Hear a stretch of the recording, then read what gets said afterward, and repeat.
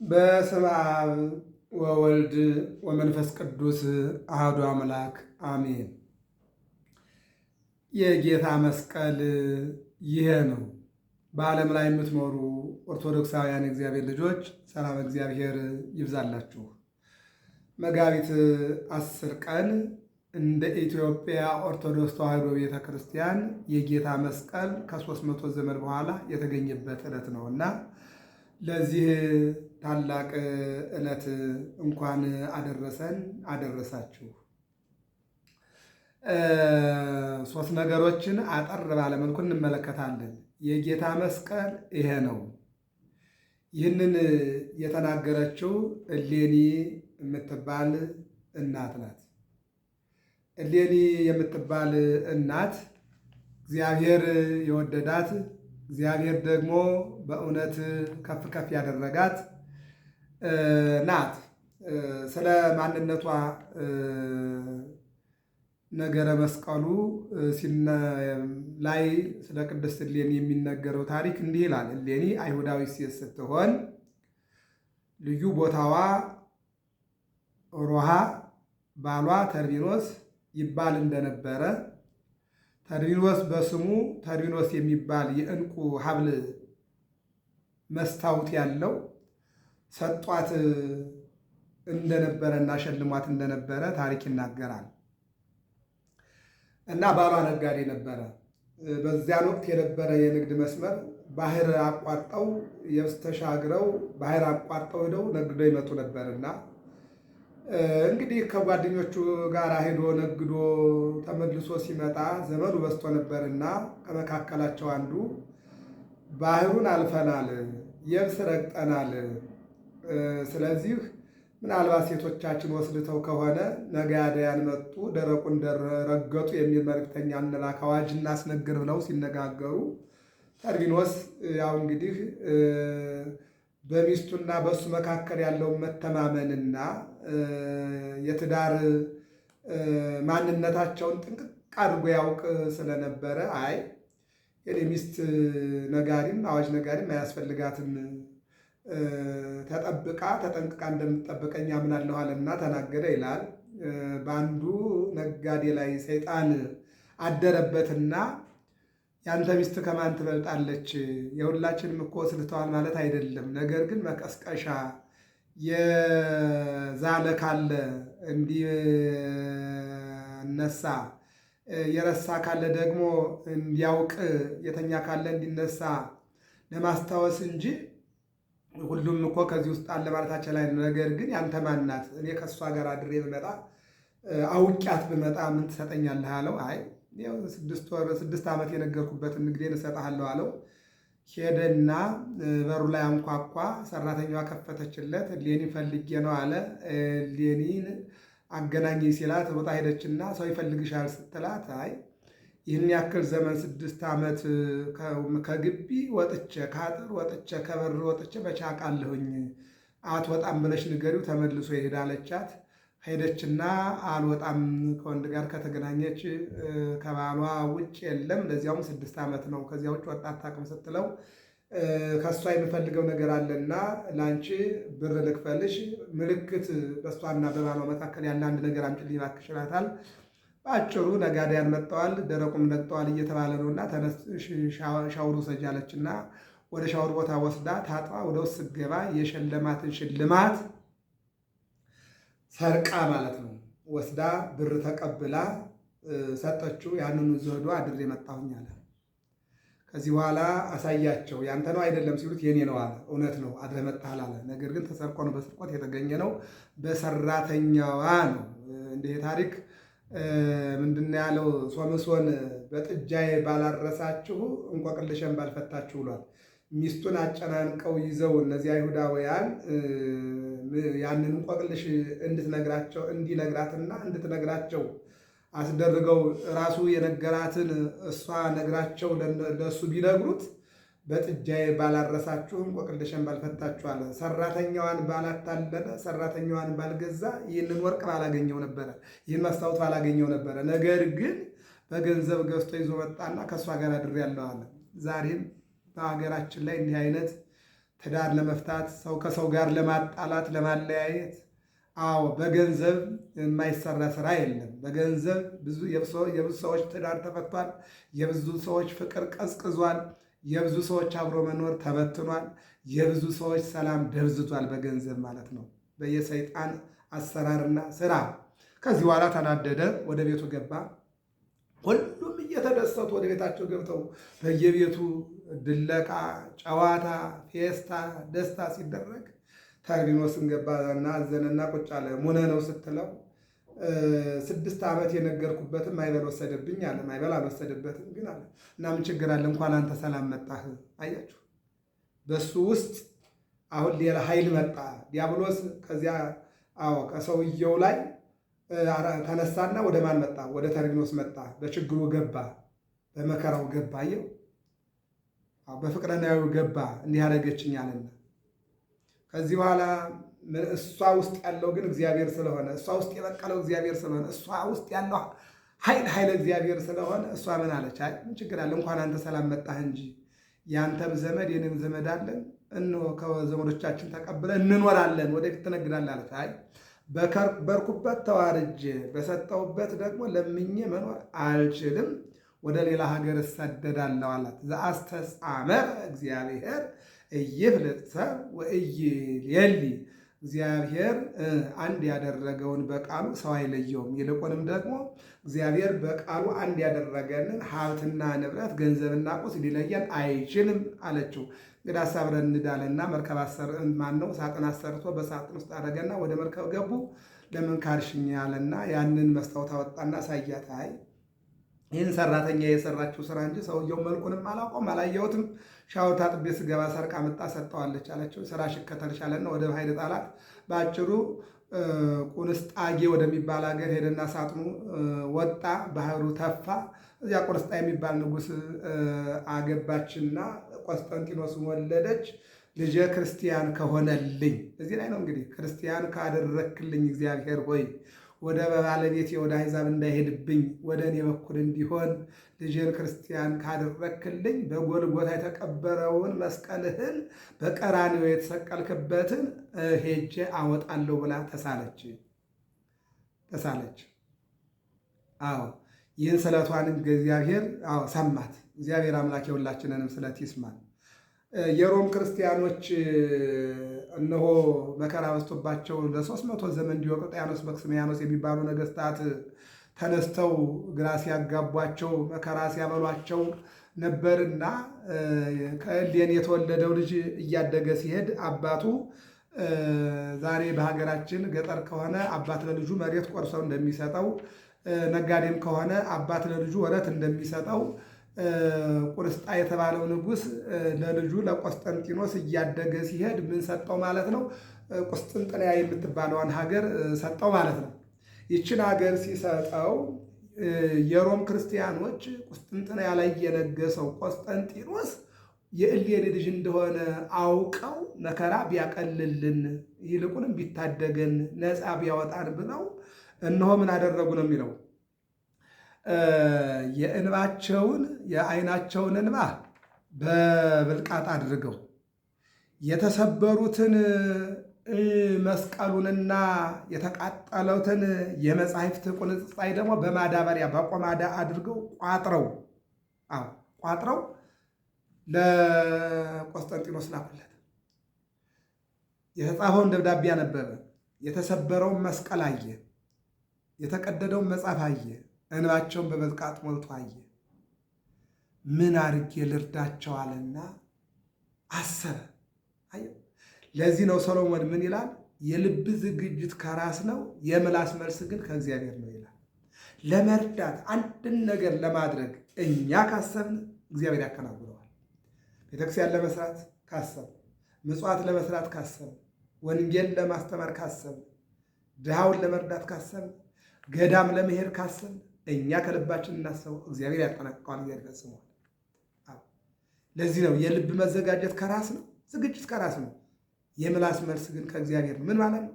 ሁሉን ነገር የሚያከናውነው እግዚአብሔር ነው።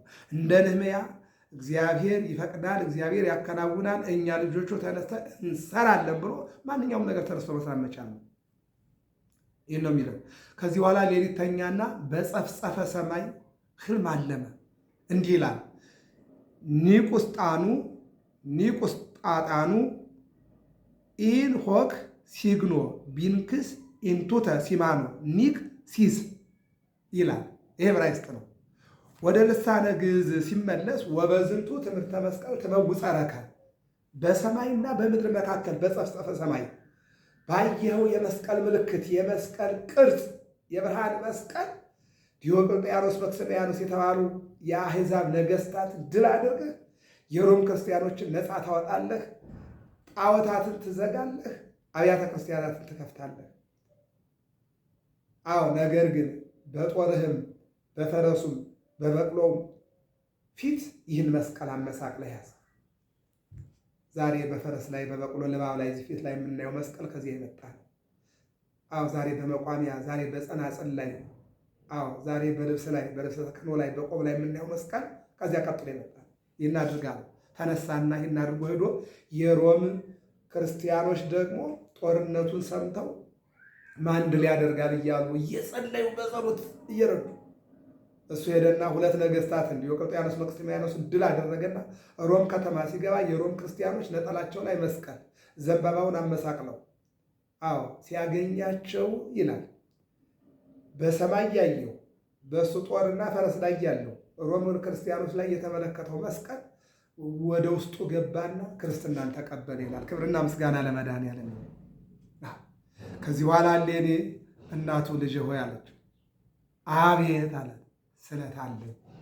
ምንድን ነው? አንተ ክርስቲያን ከሆንክልኝ በጎልጎታ የተቀበረውን የጌታዬን መስቀል አወጣለሁ ብዬ ተስያለሁ። ምንድን ነው እሱ? እንዲህ ነው አለችው። አዳም አትብላ የተባለውን በለስ በላ፣ ሔዋንን በላች።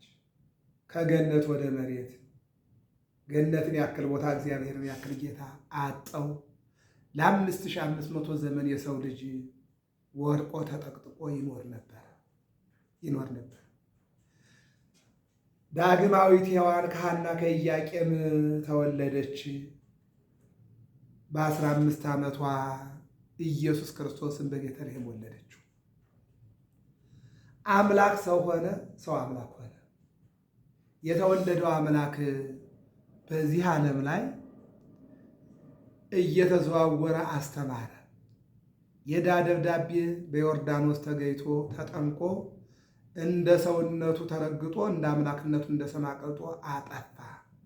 ጾሞ ጸልዮ አጋንንትን ድል አደረገ።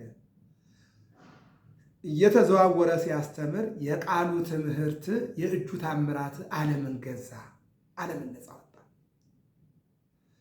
ዕውራንን አበራ። የዮሐንስ ወንጌል ምዕራፍ 9 ጎባጣ ተረተረ። የሉቃስ ወንጌል 13:13 ለምጻምን አነጻ። የማርቆስ ወንጌል ምዕራፍ 1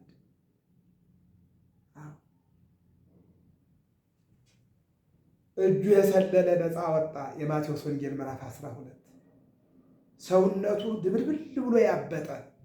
የዮሐንስ ወንጌል ምዕራፍ 5 መጻጉዕ አልጋን ተሸከመ ሂድ የተባለ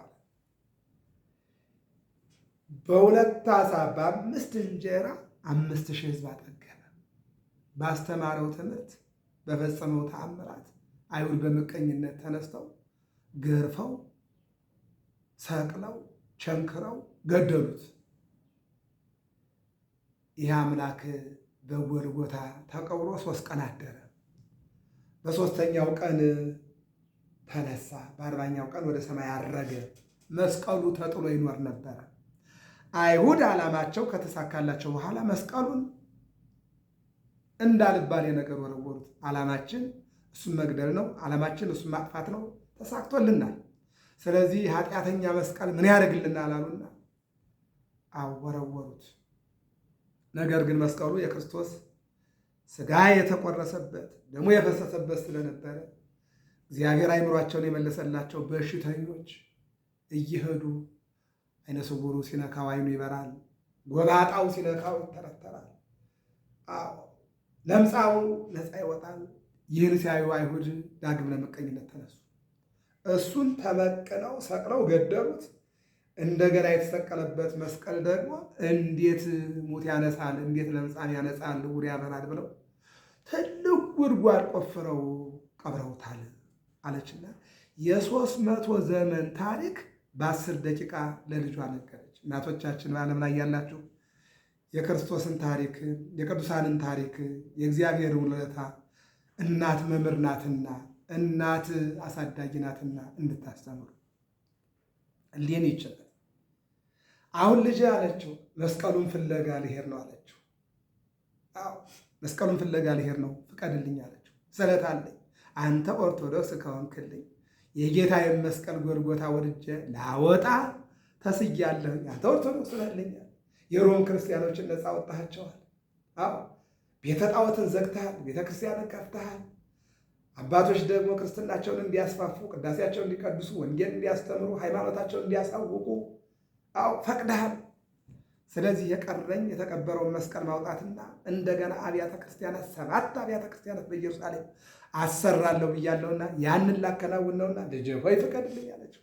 የእናት ልመና አንገት አያስቀልስም ፊት አያስመልስምና አዎ እናቴ ሆይ እሺ ሌላም ካለ ጠይቂኝ፣ እንግዳስ ወታደር አዘዘልኝ፣ ገንዘብም ስጠኝ፣ የሚቆፍሩም አድርግልኝ አለችና ሁሉን ነገር እንዲያስተካክልላት ጠየቀችው። ስትጠይቀው የጠየቀችውን በሙሉ አደረገላት። አደረገላት። ወረደች። ወዴት? ወደ ኢየሩሳሌም። ኢየሩሳሌም ምን ፍለጋ ሄደች? መስቀሉን። የትኛውን መስቀል? ጌታ ኢየሱስ ክርስቶስ የተሰቀለበት ምን ሆኖ ነበር? 300 ዘመን በመቃብር ውስጥ ሆኖ አዋጅ ታውጆ ቆሻሻ በሙሉ እንዲጫንበት ተደርጎ አው ትልቅ ተራራ ሆኗል እንዳይታወቅ። ያንን ተራራ ንዳ የክርስቶስን መስቀል ማውጣት አለበት። ወደዚያ ሄደች። ሄደችና ጠየቀች። ሰዎችን ማንም ሊነግራት አልቻለም። በኋላ ሁሉ ነገር የሚሆነው በፈቃድ እግዚአብሔር ነውና ሱባኤ ገባች። የሱባኤዋ ፍጻሜ ኢየሱስ ክርስቶስ ድካሟንና ሕይወቷን ተመልክቶ ቅዱስ ሚካኤል ላከላት። እግዚአብሔር አምላክ ቅዱሳን መላእክትን በተራዳይነት የራቀው እንዲቀርብልን፣ የጠፋው እንዲገኝልን፣ ያጣነው እንድናገኘው መላእክቱን ይላክልን። መጣላት። እንደውም ቅዱስ ያሬድ እንዲህ ይላል ትቤሎ እሌኒ ለመላክ እሌኒ መላኩን እንዲህ አለችው፣ ንገረኝ በእንተ መስቀሉ ለክርስቶስ፣ እባክህ ስለ ጌታዬ ስለ ክርስቶስ መስቀል ንገረኝ። ንገረኝ በእንተ መስቀሉ ለክርስቶስ ወይ ቤላ መላክ እጹብ ነገሩ በእንተ መስቀሉ፣ መላኩም እንዲህ አላት የመስቀሉ ነገር እጹብ ነው፣ ድንቅ ነው፣ ግሩም ነው አላት። ንሕነ ማኅበረ መላእክት ወጠነ ተናግሮ በእንተ ውእቱ ዕፀ መስቀል ክቡር ወትቤሎ እሌኒ ለመላክ ንግረኒ በእንተ መስቀሉ ለክርስቶስ ወይ ቤላ መላክ እጹብ ነገሩ በእንተ መስቀሉ። የክርስቶስ መስቀል ነገሩ በጣም ግሩም ነው፣ እጹብ ነው። እኛ በመላእክት ከተማ ሳለን ስለ መስቀሉ አዎ እጹብ ግሩም እንደሆነ ተናግረናል። ወጠነ ተናግሮ በእንተ ውእቱ ዕፀ መስቀል፣ ስለዚህ ተናግረናል። ምንድን ነበር እሱ? ሳጥናኤልና እኛ ጦርነት በገጠምን ጊዜ ሳጥናኤል አቅሙ እንደ አቅማችን፣ ኃይሉ እንደ ኃይላችን፣ ጉልበቱ እንደ ጉልበታችን ሲሆንብን ጌታን ምን እናድርግ? እሱን ለማሸነፍ ብለን ስንጠይቀው የብርሃን መስቀል አመጣና ሰጠን። በዚህ ብርሃን መስቀል ድል አደረግነው። ይሄ ነው እጹብ፣ የመስቀሉ ነገር እጹብ ነው። ይህን ነው እንግዲህ ከዚህ በኋላ ሽማግሌዎቹን በጾም ቅጫቸውና ያለበትን ቦታ ያሳዩሻል። ሲያሳዩሽ ቦታውን ደመራ ደምሪ፣ ደመራው ላይ ሰንድሮስ ሲባል ነጭ ዕጣን ጨምሪበት። ያንን አቀጣጢው ስታቀጣጢው ጭሱ ወደ ሰማይ ይወጣል። መስቀል እየሰራ ከሰማይም ወደ መሬት ይወርዳል። ጭሱ ከሚያርፍበት ቦታ ላይ አስቆፍሪ፣ መስቀሉን ታገኘዋለሽ አላት። ክብርና ምስጋና ለመድኃኒዓለም። ከዚህ በኋላ ሊያኮስ የሚባል ሽማግሌ እንዲሁም ሌሎችም ጠርታ ስታነጋግር እንዲህ ብለዋት ነበር። አሁን ግን በረሃብ ቀጣቻቸው ነው የሚለው። ረሃብ ከባድ ነው። አዎ እምነ ረሃብ ይሄይስ ኮይናት፣ ከረሃብ ጦርነት ይሻላል ይላል። በሀገራችን ከስደትና ከረሃብ እግዚአብሔር ይሰውርልን። ቀጣችው። እዚህ በኋላ ሲቀጣ ውሰዱኝ ወደ እሷ እናገራለሁ አለ። ተናገረ። 300 ዘመን እዚያ ጋር ከሁለቱ አንዱ ያኛው ነው። እነሆ አቧራ ጉድፍ ከላዩ ላይ ተጭኖበታል አለና ነገራት። መልአኩ እንደነገራት መስከረም 16 ቀን እንጨቱን አሰብስባ አስደመረችና ዕጣኑን አድርጋ አቀጣጠለችው። ከዚህ በኋላ ጭሱ ሰገደ ጢስ ዘዕጣን አንጸረ በጎልጎታ ጭሱ እየሰገደ ወደ ሰማይ ወጣ። መስቀል እየሰራ እንደገና ተመለሰና ጎልጎታ ላይ አረፈ። ሲያርፍ ይሄ መስከረም 16 መስቀሉ የጭሱ መስቀል፣ የዕጣኑ መስቀል፣ የልመናዋ ጸሎቷ ፈቃደ እግዚአብሔር መጣና በተቀበረው መስቀል ላይ በጎልጎታ ላይ አረፈ። ምን ማለት ነው? መስቀሉ በመስቀሉ ላይ አረፈ። የጭሱ መስቀል በተቀበረው በጌታ መስቀል ላይ አረፈ። እዚህ ላይ መስከረም 17 ቀን ቁፋሮ አስጀመረች። ከመስከረም 17 ቀን ጀምራ እስከ መጋቢት 10 ቀን በብዙ ውጣ ውረድ መስቀሉን አስቆፈረችው። መጋቢት 10 ቀን አሁን መስቀሉ የወጣ ዘንድ የእግዚአብሔር ፈቃዱ ነበርና መጀመሪያ አንድ መስቀል ወጣ። ስታየው ዝም ነው። እስኪ ሙት ያነሳ እንደው ብላ ሙት ላይ ብታደርገው አላነሳም። እዚያ ጋር ቁጭ አድርጎታል የተቀመጠ። ሁለተኛው ወጣ። ሁለተኛውም ሲወጣ ሙት አላነሳም። ያው ለምጻም አንጽቷል፣ ዕውራን አብርቷል። ሙት ግን አላነሳም። ሶስተኛው መስቀል ሲወጣ ግን ገና መስቀሉ ብድግ ሲል ዓለም በብርሃን ተጥለቀለቀ። ክብርና ምስጋና ለመድኃኒዓለም። በዚህን ሰዓት ነው የጌታዬ መስቀል ይሄ ነው አለች። የጌታ መስቀል ይሄ ነው። የጌታዬ መስቀል ይሄ ነው። ጌታ የተሰቀለበት መስቀል ይሄ ነው። አይሁድ የቀበሩት መስቀል ይሄ ነው። ዓለም የዳነበት መስቀል ይሄ ነው። የጌታ ሥጋው የተቆረሰበት መስቀል ይሄ ነው። የጌታ ደሙ የፈሰሰበት መስቀል ይሄ ነው። ሰላምን ያመጣ መስቀል ይሄ ነው። እስኪ ከቅዱሳት መጻሕፍት ጋር ደግሞ እንመልከት። መዝሙረኛው ልበ አምላክ ዳዊት በመዝሙር 131 ቁጥር 7 ላይ ወንሰግድ ውስተ መካን ሀበ ቆመ እግረ እግዚእነ፣ ቅዱሳት ወይም ቅዱሳን እግሮችህ በተሰቀሉበት መስቀል ስር እንሰግዳለን። የጌታ መስቀል ይሄ ነው አለችልኝ። የጌታ እግሮቹ ከ6 ሰዓት ጀምሮ ከ9 ሰዓት የዋሉበት መስቀል ይሄ ነው። 6666 ግርፋት ተገርፎ 13 ጊዜ 13ቱ ማተ መስቀል የተባለው ማለት መከራ 5 ሚስማር ተወግተህ ጎንህ በጦር ተወግቶ ምራቅ ተተፍቶብህ ሆምጣጤ ጠጥተህ ያን ሁሉ መከራ ያሳለፍክበት ያን ሁሉ መከራ ያሳለፈበት የጌታ መስቀል ይሄ ነው። በዚህ መስቀል ስር አለ ልበ አምላክ ዳዊት ምን ሆነ አለ? እንሰግዳለን አለ። እንሰግዳለን አለ። ቀጥልና ደግሞ ምን ይላል? የዮሐንስ ወንጌል ምዕራፍ 19 ቁጥር 25 ላይ ወይቀውማ ሀበ መስቀሉ ማርያም እሙ ወማርያም መግደላዊት፣ በመስቀሉ ስር እናቱ ማርያም ቁማ ነበር፣ ሌሎቹ ማርያም ቁማ ነበር። ክርስቲያኖች የሚገኙት መስቀሉ ስር ቁመው ነው። ክርስቲያኖች፣ እውነተኛ ክርስቲያኖች መስቀል አስረው ብቻ አይደለም፣ መስቀል ተስለው ብቻ አይደለም፣ መስቀል ይዞ ብቻ አይደለም፣ በመስቀሉ ስር ሁል ጊዜ ይኖራሉ። እመቤታችን የተገኘችው መስቀሉ ስር እኮ ነው። እውነተኛ ክርስቲያን ከመስቀሉ ስር የተገኘችውን እመቤታችን ድንግል ማርያምን አማላጅነቷን፣ እናትነቷን፣ ክብሯን ያምናል። እናትነቷን ወደ ቤት ይዞ ይገባል። እንደ ዮሐንስ ወንጌላዊ በመስቀል ስር የተገኘችውን ከመስቀሉ ስር የተገኘችውን ድንግል ማርያም እናቴ ወላዲተ አምላክ የአምላክ እናት አንቲሙ ለብርሃን የብርሃን እናት ብሎ ተቀብሎ ወደ ቤቱ ይዞ ይገባል። ያንን ክብር ለሁላችን መድኃኒዓለም ያድለን። መስቀሉ ስንል የምንሰግድለት መስቀል ስንል ክርስቲያኖች ቆመው ሊገኙ የሚችሉ ቤተክርስቲያኑ ላይ ምንድን ነው ያለው? መስቀል። ክርስቲያኖች የትገኛሉ? ቤተክርስቲያን ተሰብስበው። ለምን? ላይ ያለው መስቀል ነው። መስቀለ ክርስቶስ ነው። ከመስቀሉ ስር እንድንገኝ የፈቀደልን ክርስቶስ ነው። ቤተክርስቲያን ስንሰበሰብ ከላይ ያለው ጉልላቱ መስቀሉ ነው አይደል? ከመስቀሉ ስር እየሰገድን እንድንገኝ የፈቀደ ሰው አይደለም። ዓለማውያን አይደለም፣ እግዚአብሔር ነው የፈቀደልን። ከመስቀሉ ስር ቁመን እንድንገኝ እግዚአብሔር ይፍቀድልን። በመስቀሉ ስር ሰግደን እንድንገኝ እግዚአብሔር አምላክ ሁላችን ይፍቀድልን። በኢትዮጵያ ኦርቶዶክስ ተዋሕዶ ቤተክርስቲያን ስለ መስቀሉ ምን ትናገራለች? መስቀል ማለት የተመሳቀለ እንጨት ነው። መስቀል የመጀመሪያ የሰው ልጅ ነው። የሰው ልጅ ስናየው እንዲህ ስንመለከተው መስቀለኛ ነው። ሰውን የፈጠረው በመስቀል ስዕል አምሳያ ነው ማለት ነው። በመስቀል ስዕል አምሳያ የፈጠረውን ሰው በመስቀል ላይ ተሰቅሎ አዳነው ማለት ነው። አዳነው ማለት ነው። ስለዚህ ይህንን ወንጌላውያን ምን ይላሉ ብለን ስንመለከት ዮሐንስ ወንጌል ምዕራፍ 3 ላይ ወበከመ ሰቀሎ ሙሴ ከማሁ ሀለወ ይሰቀል ወልደ እጓለ እመሕያው ሙሴ በዘኍልቍ ላይ የነሐስ እባቡን ሰቅሎ እስራኤላውያንን እንዳዳነ ወልደ ማርያም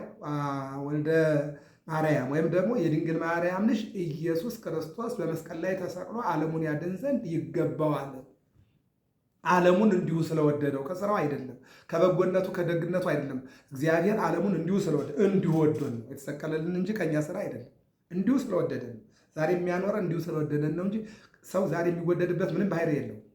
ወንዱ ሴት መሆን እየፈለገ ሴቷ ወንድ መሆን እየፈለገች ይሄ ግብረ ሰዶማዊ ጾታዊ ጋብቻ ሰፍኖ ሌብነት፣ ጉቦኛነት፣ መገዳደል፣ መቀማማት፣ ምቀኝነት፣ ስግብግብነት፣ ሙስና ዓለምን ውጦት ባለበት በዚህ ሰዓት እንዴት በምን ስራችን እንወደዳለን? እንዲሁ ስለወደደን በቤቱ ያኖረናል።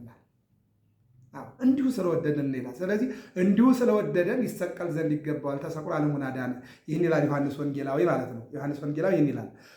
ሐዋርያው ቅዱስ ጳውሎስ ደግሞ አንደኛ ቆሮንቶስ ምዕራፍ 1 ቁጥር 18 ላይ የመስቀሉ ቃል ለማያምኑት ሞኝነት ነው፣ ለእኛ ላመኑ ግን የእግዚአብሔር ኃይል ነው። አይ መስቀል ኃይላችን ነው የምንለው ዝም ብለን አይደለም። ለማያምኑ የመስቀሉ ቃል በመስቀሉ ላይ ያለ ምን ቃል እኮ ነው። መስቀል ላይ መድኃኒዓለም ተንጠለጠለ አይደለ? መድኃኒዓለም እኮ ቃል እኮ ነው። ያ ቃል ቀድሞ ነበረ። ቃልም በእግዚአብሔር ዘንድ ነበረ። ቃልም እግዚአብሔር ነበረ። ቃል ሥጋ ሆነ አይደለ? ቃል እኮ ነው ሥጋ የሆነው። ስለዚህ መስቀል ላይ የተንጠለጠለው እኮ የክርስቶስ ቃል እኮ ነው። የመንፈስ ቅዱስና የአብ ቃል ድምፃቸው እኮ ነው የተሰቀለው እኮ ያ ቃል እኮ ነው። ስለዚህ የመስቀሉ ቃል ማለት በሌላ መልኩ ደግሞ ኢየሱስ ናዝራዊ ንጉሥ አይሁድ ብለው ጽፈዋል። ይሄ የተሰቀለው የናዝሬቱ ኢየሱስ ነው። ኢየሱስ ነው መሰከሩ። ዚያ ፊታቸውን ጸፍቶ አፋቸውን ከፍቶ የሰቀሉትን የገረፉትን አምላክ አይደለም ያሉትን መስቀሉ ላይ የተሰቀለው የናዝሬቱ ኢየሱስ ነው አሉና ኢየሱስ ናዝራዊ ንጉሥ አይሁድ፣ የናዝሬቱ ኢየሱስ የአይሁድ ንጉሥ ነው ብለው እንዲጽፉ አድርጋቸው። ኢየሱስ ናዝራዊ ንጉሥ አይሁድ ወጸሐፈ ጲላጦስም እንዲህ ብሎ ጻፈ፣ ኢየሱስ ናዝራዊ ንጉሥ አይሁድ፣ ይህ የአይሁድ ንጉሥ ነው ብሎ እንዲመሰክር አድርገ። እንደዚህ እኮ ነው።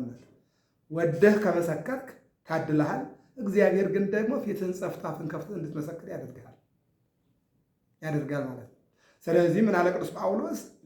ለማያምኑ ሞኝነት ነው፣ ላመን ግን የእግዚአብሔር ኃይል ነው። ኃይለ እግዚአብሔር ወጡ የእግዚአብሔር ኃይል ነው።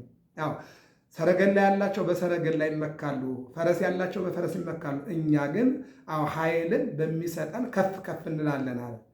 ከፍ ያደረገና አምላክ ክብርና ምስጋና ለስሙ ይሁን። ሌላው ቅዱስ ጳውሎስ ቆላስይስ 2:14 ላይ እንዲህ ይለናል፣ የዕዳ ደብዳቤ የተቀደደልን ፊታችን ላይ ቆሞ የነበረውን ዲያብሎስን 5500 ዘመን መንገድ ይዞ አላስጉዝ ያለ ረግጦ ተጠቅጥቆ የሰው ልጅ የነበረውን መንገዳችን ላይ ፊታችን ላይ በመስቀል ጠርቆ ያስወገደልን መድኃኒዓለም ነው። መስቀል ስንል የዲያብሎስ ማስወገጃ ነው። እንዲህ አድርገን አትገጽ የኩለንተ የትምህርት መስቀል አይነ ብለን እንዲህ ስንል ፊታችን ላይ ያለው የተደነቀረው የአጋንንት አሰራር ሁሉ ይወገዳል ማለት ነው። ስለዚህ ፊታችን ላይ ቆሞ የነበረውን ያንን የተጻፈ የዕዳ ደብዳቤ የቀደደልን ዲያብሎስንም ከመንገዳችን ላይ በመስቀል ጠርቆ ያስወገደልን በመስቀል ነው። ያ መስቀል ባለውለታችን ነው የሚለው ቅዱስ ጳውሎስ ነው የተናገረው። ሌላው እዚሁ ላይ ይደግማል። ቆላስይስ 1:19 ላይ ገብረ ሰላም በመስቀሉ ይላል የዓርብ ውዳሴ ማርያም። እዚህ ላይ ደግሞ ወገብረ ሰላም በደመ መስቀሉ ይላል። በደሙ ፈሳሽነት ሰላምን አደረገ። መስቀል ሰላማችን ነው። እንደውም ምን ይላሉ መተርጉማን? በፍቅር መጣ፣ ፍቅር ሳቦ ለወልድ ኃያል መንበሩ፣ ከመንበሩ ያወረደው ያመጣው ፍቅር ነው። በፍቅር መጣ፣ በዚህ ዓለም በመከራ ኖረ፣ እስከ ቀራንዮ መስቀል ላይ ወጣ። ይህ ዓለም የኖረው ኑሮ አጠቃላይ የመከራ ኑሮ፣ ስደት ነው፣ ስድብ ነው፣ እንግልት ነው አይደለም? አዎ ሰንበትን ሻርክ ነው፣ ዲያብሎስ ነው ከአጋንንት አንዱ ነው። ምን ያልተባለ የዮሴፍ ልጅ ነው። ምን ያልተባለ ነገር አለ? ሁሉ ነገር ተብሏል። መጨረሻ ላይ ግን ይህን የመከራውን ዓለም ጨርሶ የመከራው ማጠናቀቂያ መስቀል ላይ ወጣ። መስቀል ላይ ሲወጣ ግን ሁለተኛው መስቀል ማለት ፍቅር ነው። መስቀል ማለት መከራ ነው አይደል? መከራው ሰብስቦ ወደ መስቀል ላይ ይዞ ወጣና ስጋው ተቆርሰው ደሙ ይፈስ ደግሞ መስቀል ምን ሆነ? ሰላም ሆነ። በመስቀሉ ላይ በተቆረሰው ስጋውና በፈሰሰው ደግሞ ምን ሆነ? ሰላም ተገኘ ነው ቅዱስ ጳውሎስ ወገብረ ሰላም በደም መስቀሉ፣ በፈሰሰው ደሙ ሰላምን ሰጠ። እንደ ኢትዮጵያ ኦርቶዶክስ ተዋሕዶ ቤተክርስቲያን መስቀል ሰላማችን ነው። መስቀል ሰላማችን ነው። ይህን ነው የሚናገረው። ሌላው ገላትያ 6:16 ላይ ደግሞ ሐዋርያው ቅዱስ ጳውሎስ ምንድን ነው? መመካት አያስፈልግም፣ የክርስቶስ መስቀል መመኪያ ነው አለ። እንደ ኢትዮጵያ ኦርቶዶክስ ተዋሕዶ ቤተክርስቲያን መስቀል መመኪያችን ነው። መስቀሉ እንድንመካ የአምላካችን የዚያን መልካም ፈቃድ ይሁን። እሌን ይህን መስቀል ፈለገችና አገኘችው። ስታገኘው ምን አለች? የጌታ መስቀል ይሄዋ አለችና አውጥታ ወስዳ በኢየሩሳሌም አብያተ ክርስቲያናትን አሳንጻ አስቀመጠችው። አዎ አስቀመጠችው። ይሄ አንደኛው ነው። ሁለተኛው ደግሞ ከዚህ በኋላ ወደ ፋርስ ባቢሎን ተወስዶ ነበረ። ሕርቃል የተባለ ንጉሥ ጾሞ ጸልዮ እንደገና ወደ ኢየሩሳሌም እንዲመለስ አድርጎታል ማለት ነው። እና መጋቢት 10 ቀን በመጀመሪያ የጌታ መስቀል የተገኘበት ዕለት ነው። አሁንም የጠፋ መስቀል የለንም። የጠፋ ብዙ ነገር አለ። ፍቅር ጠፍቶብናል፣ ይቅርታ ጠፍቶብናል፣ አብሮ መኖር ጠፍቶብናል፣ ሰላም ጠፍቶብናል። እና እግዚአብሔር አምላክ ከጉድጓድ ውስጥ መስቀሉን ያወጣ አምላክ በጉድጓድ ውስጥ፣ በፖለቲካ ውስጥ፣ በተራራ ውስጥ፣ በሀብት ውስጥ፣ በስልጣን ውስጥ የተደበቀውን የተቀበረውን ሰላማችን እግዚአብሔር ይመልስልን። ሌላው መጋቢት 10 ቀን የቀኝ ክንዱ ያረፈበት መስቀል ለአራት ዓለማት ሲከፈል አንዱ ለአፍሪካ ለ126 ሀገሮች መጥቶ ነበርና በአፄ ዳዊት ከግብፅ ወጥቶ ወደ አሰዋ መጣ፣ ወደ ሱዳን ማለት ነው። በአፄ ዘርዓ ያዕቆብ ደግሞ ወደ ኢትዮጵያ መጥቶ መጋቢት 10 ቀን ደብረ ብርሃን ደርሷል። ደብረ ብርሃን ደብረ ባትባል ነበረ። መጋቢት 10 ቀን መስቀሉ ደብረ ብርሃን ሲገባ ብርሃን ታይቷልና ደብረ ብርሃን ተብላለች ማለት ነው። አሁንም አፄ ዘርዓ ያዕቆብ ያ እንግዲህ የጭሱ መስቀል ወደ ሰማይ ወጥቶ መጥቶ ያረፈው መስቀሉ ከተቀበረበት ቦታ ነውና አንብር መስቀሌ በዲበ መስቀል መስቀሌን በመስቀለኛ ቦታ አስቀምጥ ተብለው ነበርና ከዚህ በኋላ ከመጋቢት 10 እንደገና እስከ መስከረም 21 ተጉዘው አምባሰል ግሸን ደብረ ከርቤ የኢየሱስ ክርስቶስን የቀኝ ክንዱ ያረፈበትን መስቀል አመጣው። ለኢትዮጵያ ትልቅ ስጦታ አመጣው አበርክተውን ዛሬ መስከረም 21 ቀን ዛሬ ጥር 21 ቀን አምባሰል ግሸን ደብረ ከርቤ እግዚአብሔር አብ ቤተ ክርስቲያን በክብር የተቀመጠውን የተቀበረ አይደለም፣ በክብር የተቀመጠውን መስቀል ልንሳለም የኢትዮጵያ መጠበቂያ የሆነውን የኢትዮጵያ ኃይል የሆነውን የኢትዮጵያ ሰላም የሆነውን እየሄድን እንሳለማለን ማለት ነው። የሚያሳዝነው የሰላም እመቤት የሆነችውን ጽዮንን፣ የሰላም ባለቤት የሆነውን መስቀሉን፣ የሰላም ባለቤት የሆኑት ጽላቶችን፣ የሰላም ባለቤት የሆነው ጾምና ጸሎት ይዘን እንደው በጦርነት ቀጠና መሆናችን በጣም ያሳዝናል። ቅድስት እሌኒ የጌታዬ መስቀል ይኸው እንዳለችው ፍቅራችንን የምናገኝበት ጾም እንዲያደርግልን መልካም ፈቃድ ይሆንልን። ያስተማረን የመከረን አምላካችን እግዚአብሔር ክብርና ምስጋና አምልኮትና ውዳሴ ለስሙ ይሁን። ወስብሐት ለእግዚአብሔር።